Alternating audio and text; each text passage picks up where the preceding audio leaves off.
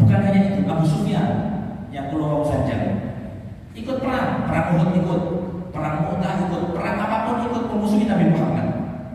Tapi lihat di akhir hayatnya ketika Fathu Mekah, ketika Kanjeng Nabi masuk kota Mekah, Kanjeng Nabi dengan tanpa dendam, tanpa iri, ini yang harus kita ambil pelajaran. Jangan diilok-ilok, gak usah dibalas. Dan memang harus ada yang ilok sama diri, wajib betul sih ilok. Bukan kita minta diilok oleh iso ilok aku rasanya, bukan. Cuman kalau ada orang yang benci, kita harus ada yang benci. Kalau ada yang ngerasani, harus ada yang ngerasani. Kenapa? Kita punya ibadah sholat, puasa, zakat, ngaji, semuanya belum tentu diterima sama Allah. Si kepotong gak ikhlas, si kepotong pamer, si kepotong iku, si kepotong maksud unsur duniawi. Bahkan sholawat kita kadang tujuannya gak ikhlas lunas utang. Tidak apa-apa, cuman kemurnian ibadah kita masih kurang. Tapi ketika kita dihina, diilok, kok dirasani, langsung alhamdulillah ya Allah, aku oleh transferan pahala gratis, gak usah ibadah. Kan karena ibadah gitu. Bahkan bisa jadi pulau tidur kalau ada yang rasani pulau enak-enak dulu rekening masuk, tapi bukan rekening uang yang masuk, transferan uang, tapi transferan pahala. Ternyata tidurnya orang yang sering dirasani itu tidurnya orang yang sering diberi pahala. Luntung wong sing medeng wae Allah. Kan ono kelompok konten itu sing hasud, iri, itu pasti ada, kan mungkin enggak. Cuman satu tahan. Lek jenengan ada di posisi yang dirasani, ya Allah, aku ngerti iki wong ngrasani aku, iki wong fitnah, tahan, doakan mereka. Saat harusnya kita menjadi orang yang baik, menjaga lisan, menjaga hati, tapi mereka justru memilih untuk jalan yang mereka merusak lisannya, mereka merusak hatinya. Makanya kita doakan mereka yang memang benci, yang memang gak baik, mudah-mudahan sama Allah dirubah menjadi hati-hati yang baik. Dan kalau jenengan lahan, ojo sampai gampang menjadi mati. Kita gak cocok dirasani. Zaman sama ini sering komentar, minimal gara-gara itu saya gepeng ini habis. Jenengan tinggal berita kontroversial, kiai, habib, siapapun, langsung tak bikin komentar. Wallahi demi Allah, sama sekali komentar kita gak akan berfaedah. Kalau itu negatif, meskipun positif gak bakal didengar sama mereka. Artinya ayat kita nahan, ayat bagaimana kita contoh Nabi Muhammad SAW ketika Fathu Mekah. Jangan lihat 10 tahun Kanjeng Nabi saben sholat, setiap sholat diidoni. Setiap akan keluar rumah, depan rumahnya wis ono ranting-ranting atau kayu bakar, sing kayu tersebut banyak durinya. Kanjeng Nabi sulit mau keluar rumah kecuali Kanjeng Nabi mindahkan kayu itu supaya Kanjeng Nabi bisa keluar rumah. Setiap hari kayak gitu, 10 tahun lamanya. Pada akhirnya Allah merintahkan Kanjeng Nabi untuk hijrah ke kota Madinah.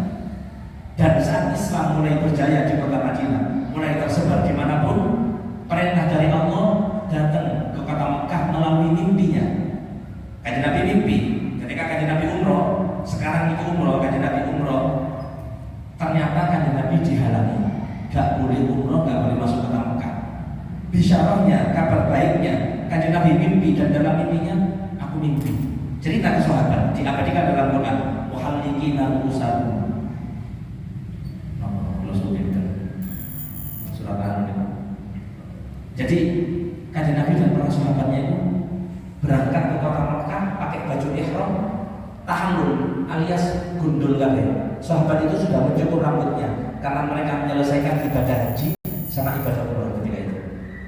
Nah, ketika masuk di suara umroh ini lagi. Ketika masuk ke kota Mekah, lihat 10 tahun namanya dimusuhi, difitnah, dicaci maki. Apa kata Nabi Muhammad?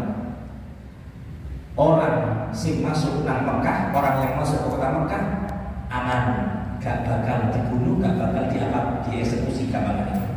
Aman, yang masuk ke kota Mekah, Masjidil Haram aman.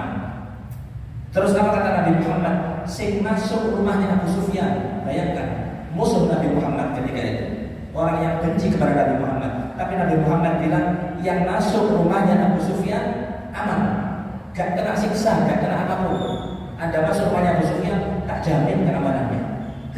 Ketika Rasulullah masuk ke Mekah, masuk Masjidil Haram, sabda Nabi Muhammad, "Idhabu, ngomong kabeh. Kita pergi datang ke kota Mekah bukan untuk balas dendam, tapi kalian semua bebas. Idhabu fa'antum tulaqo." Kon nyingkir kabeh ke kota Mekah dan kalian bebas mau milih. Kamu milih tinggal di rumahnya Abu Sufyan, kamu milih tinggal di kota Mekah karena masuk Islam, kita tidak akan membalas dendam apapun. Padahal dulunya Nabi Muhammad sangat dimusuhi. Jadi kalau jadi dengan ini, kalau kabar enak, tik, ngomong, ikut dulu, saya dulu, saya ngerasani awak biasa.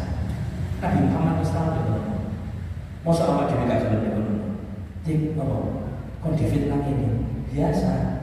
Nabi Muhammad sering berdino, kita cuma beberapa kali sih. Dan yang benci Nabi Muhammad bukan 1-2 orang, banyak yang benci Nabi Muhammad. Mau sama jadi kajian dibenci. Mau selama jadi kagak, kita pengen dipuji lah. Tik, jari ini komen ngaji enak, jari ini komen ngaji isinya untuk jari ini senang kita digitukan, rugi. Semakin dipuji, semakin suka dengan pujian, semakin rugi kita. Makanya kemarin ketika ngaji hari Selasa ini, dawuhnya Sayyidina Abdullah bin Mas'ud, beliau mengatakan, "Kam min maftul bintana alaih." Berapa banyak sebab pujian orang terlena, akhirnya dia merasa sombong, merasa bangga. Makanya kita perlu diilmu. Cuma kalau boten ngajarkan dengan supaya kita ono ulun dah. Akhirnya jadikan kerumuh ono selentingan gak enak. Jangan. Kalau guru kita biarkan. Saat temennya pegel, guru di ono pegel kita. Tapi kita diajarkan sama guru, percuma balas mereka. Mereka gak bakal paham. Yang ada, ayo kalau mereka gak baik, mereka ajak untuk menjadi orang-orang yang